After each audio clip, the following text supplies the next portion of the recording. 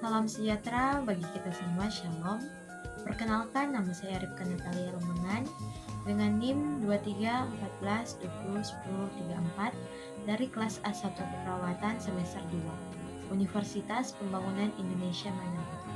Saat ini saya akan membahas materi mengenai komunikasi dalam keperawatan dengan dosen pengampu, Nurse Mega Lumingkewas Eskep Mkes.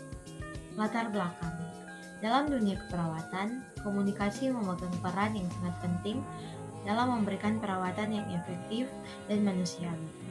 Komunikasi yang baik antara perawat dan pasien tidak hanya membantu dalam mengidentifikasi kebutuhan dan keluhan pasien, tetapi juga berperan dalam meningkatkan hasil kesehatan pasien.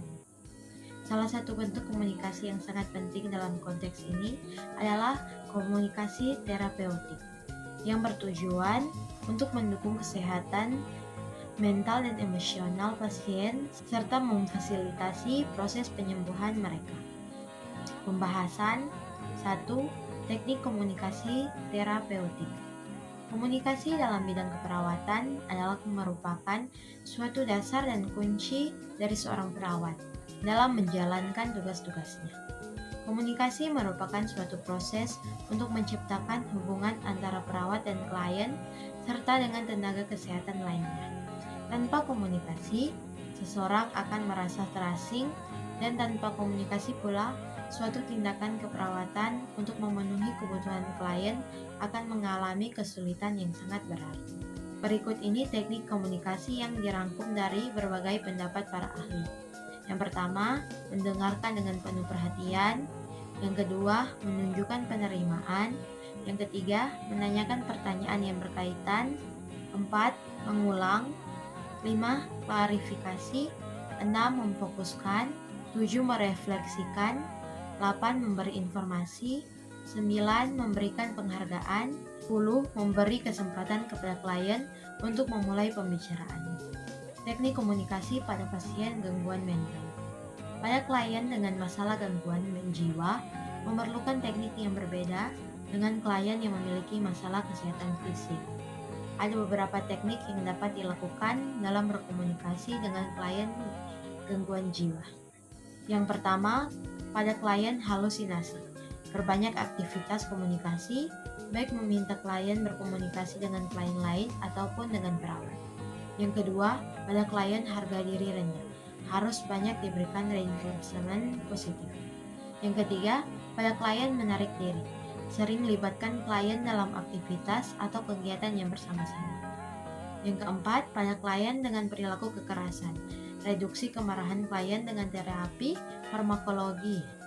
Setelah tenang baru dapat diajak untuk berkomunikasi. 2. Komunikasi terapeutik dalam proses keperawatan. Komunikasi adalah suatu alat yang penting untuk membina hubungan terapeutik dan dapat mempengaruhi kualitas pelayanan keperawatan. Komunikasi terapeutik menjadi sangat penting karena dapat mempengaruhi tingkat kepuasan pasien terhadap pelayanan kesehatan yang diberikan. Komunikasi terapeutik adalah komunikasi yang dirancang dan direncanakan untuk bertujuan terapi dalam rangka membina hubungan antara perawat dan pasien agar dapat beradaptasi dengan stres, mengatasi gangguan psikologis sehingga dapat melegakan serta membuat pasien merasa nyaman yang pada akhirnya mempercepat proses kesembuhan pasien. Komunikasi terapeutik dalam proses perawatan melibatkan beberapa langkah penting. Yang pertama, pendekatan yang direncanakan. Yang kedua, dipimpin oleh profesional. Yang ketiga, berfokus pada pasien. Yang keempat, mengembangkan hubungan interpersonal, memperhatikan interaksi dan tingkah laku nonverbal. 3. Komunikasi memegang peran penting dalam perawat. Komunikasi dalam praktik keperawatan profesional merupakan unsur utama bagi perawat dalam melaksanakan asuhan keperawatan dalam mencapai hasil yang optimal dalam kegiatan keperawatan.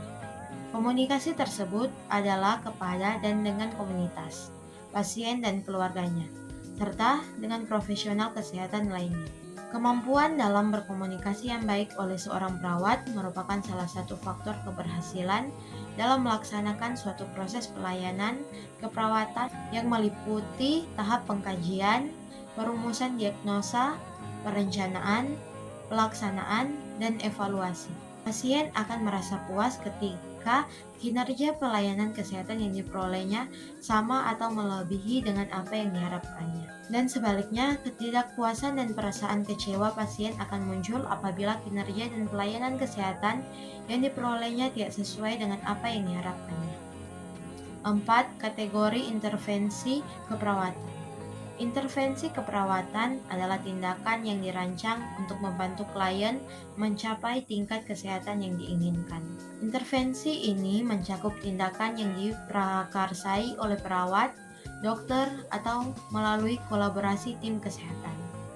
Tahap perencanaan dalam proses keperawatan adalah kunci karena menetapkan arah tujuan, tindakan yang akan dilakukan, serta melibatkan klien dan keluarganya.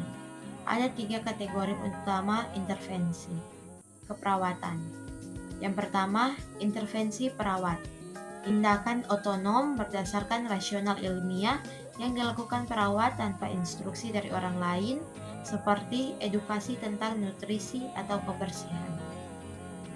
2. Intervensi dokter. Tindakan berdasarkan instruksi tertulis dokter, seperti pemberian obat atau prosedur medis tertentu. Yang ketiga, intervensi kolaboratif. Tindakan yang membutuhkan kerjasama berbagai profesional kesehatan, seperti perawatan klien dengan kondisi kompleks yang melibatkan terapi fisik dan okupasi.